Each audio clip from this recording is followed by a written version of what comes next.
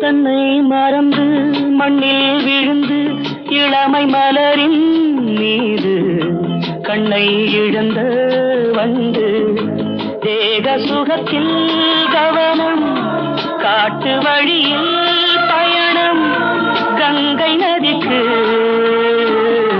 மண்ணில் அணையா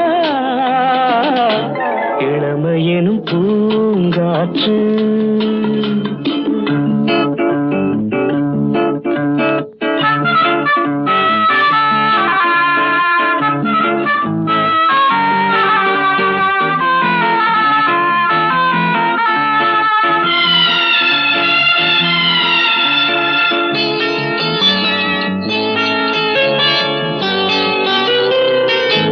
அங்கம் முழுதும் பொங்கும் இளமை இதம் பதமாய் தோன்ற அள்ளி அணைத்த